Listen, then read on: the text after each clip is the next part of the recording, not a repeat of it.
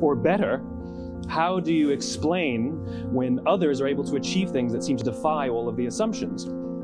For example, why is Apple so innovative? Year after year after year after year, they're more innovative than all their competition. And yet they're just a computer company. They're just like everyone else. They have the same access to the same talent, the same agencies, the same consultants, the same media. Then why is it that they seem to have something different? Why is it that Martin Luther King led the civil rights movement? He wasn't the only man who suffered in a pre-civil rights America, and he certainly wasn't the only great orator of the day. Why him? And why is it that the Wright brothers were able to figure out controlled powered manned flight when there were certainly other teams who were better qualified, better funded, and they didn't achieve powered manned flight, and the Wright brothers beat them to it? There's something else at play here. About 3.5 years ago, I made a discovery. And this discovery profoundly changed my view on how I thought the world worked, and it even profoundly changed the way in which I operate in it. As it turns out, there's a pattern. As it turns out, all the great and inspiring leaders and organizations in the world, whether it's Apple or Martin Luther King or the Wright brothers, they all think, act, and communicate the exact same way, and it's the complete opposite to everyone else. All I did was codify it. And it's probably the world's simplest idea. I call it the golden circle. Why, how, what? This little idea explains why some organizations and some leaders are able to inspire where others aren't. Let me define the terms really quickly. Every single person, every single organization on the planet knows what they do 100%. Some know how they do it, whether you call it your differentiating value proposition or your proprietary process or your USP. But very, very few people or organizations know why they do what they do. And by why, I don't mean to make a profit. That's a result. It's always a result. By why, I mean what's your purpose? What's your cause? What's your belief? Why does your organization exist? Why do you get out of bed in the morning? And why should anyone care? Well, as a result, the way we think, the way we act, the way we communicate is from the outside in. It's obvious. We go from the clearest thing to the fuzziest thing. But the inspired leaders and the inspired organizations, regardless of their size, regardless of their industry, all think, act, and communicate from the inside out. Let me give you an example. I use Apple because they're easy to understand and everybody gets it. If Apple were like everyone else, a marketing message from them might sound like this: we make great computers. They're beautifully designed, simple to use, and user-friendly. Want to buy one? Meh. And that's how most of us communicate. That's how most marketing is done, that's how most sales is done, and that's how most of us communicate interpersonally. We say what we do, we say how we're different or how we're better, and we expect some sort of behavior, a purchase, a vote, something like that. Here's our new law firm. We have the best lawyers with the biggest clients. We have, we always perform for our clients, do business with us. Here's our new car. It gets great gas mileage. It has, leather seats. Buy our car. But it's uninspiring. Here's how Apple actually communicates.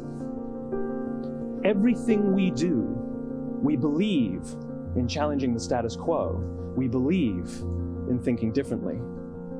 The way we challenge the status quo is by making our products beautifully designed, simple to use, and user-friendly. We just happen to make great computers. Want to buy one? Totally different, right? You're ready to buy a computer from me. All I did was reverse the order of the information. What it proves to us is that people don't buy what you do, people buy why you do it. People don't buy what you do, they buy why you do it. This explains why every single person in this room is perfectly comfortable buying a computer from Apple. But we're also perfectly comfortable buying an MP3 player from Apple, or a phone from Apple, or a DVR from Apple. But as I said before, Apple's just a computer company. There's nothing that distinguishes them structurally from any of their competitors. Their competitors are all equally qualified to make all of these products. In fact, they tried. A few years ago, Gateway came out with flat-screen TVs. They're eminently qualified to make flat-screen TVs. They've been making flat-screen monitors for years.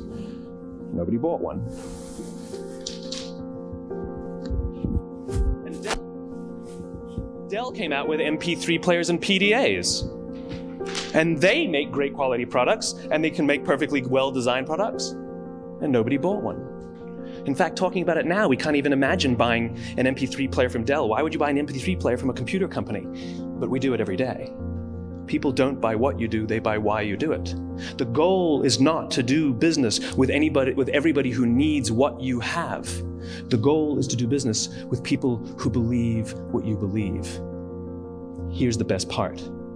None of what I'm telling you is my opinion. It's all grounded in the tenets of biology, not psychology, biology. If you look at a cross-section of the human brain, looking from the top down, what you see is the human brain is actually broken into 3 major components that correlate perfectly with the golden circle. Our newest brain, our Homo sapien brain, our neocortex, corresponds with the what level. The neocortex is responsible for all of our rational and analytical thought and language. The middle 2 sections make up our limbic brains, and our limbic brains are responsible for all of our feelings, like trust and loyalty. It's also responsible for all human behavior, all decision-making, and it has no capacity for language. In other words, when we communicate from the outside in, yes, people can understand vast amounts of complicated information like features and benefits and facts and figures. It just doesn't drive behavior. When we communicate from the inside out, we're talking directly to the part of the brain that controls behavior, and then we allow people to rationalize it with the tangible things we say and do. This is where gut decisions come from. You know, sometimes you can give somebody all the facts and your figures and you say, I know what all the facts and details say, but it just doesn't feel right. Why would we use that verb? It doesn't feel right. Because the part of the brain that controls decision-making doesn't control language. And the best we can muster up is, I don't know, it just doesn't feel right. Or sometimes you say you're leading with your heart or you're leading with your soul. Well, I hate to break it to you, those aren't other body parts controlling your behavior. It's all happening here in your limbic brain, the part of the brain that controls decision-making and not language.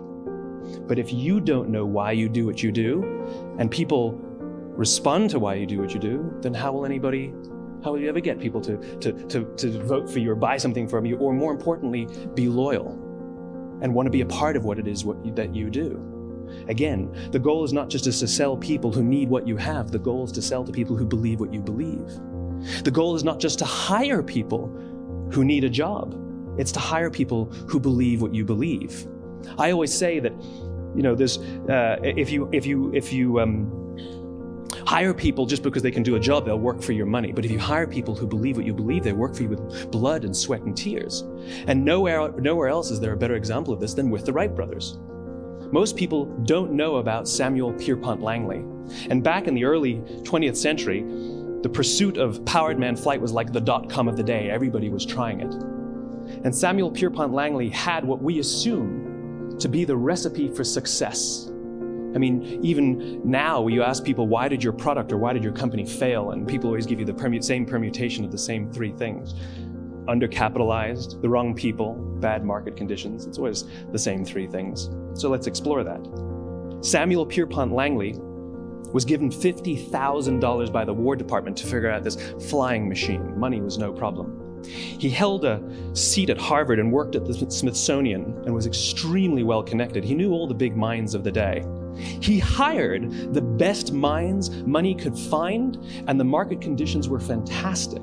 The New York Times followed him around everywhere, and everyone was rooting for Langley. And how come we've never heard of Samuel Pierpont Langley? A few hundred miles away in Dayton, Ohio, Orville and Wilbur Wright. They had none of what we consider to be the recipe for success. They had no money. They paid for their dream with the proceeds from their bicycle shop.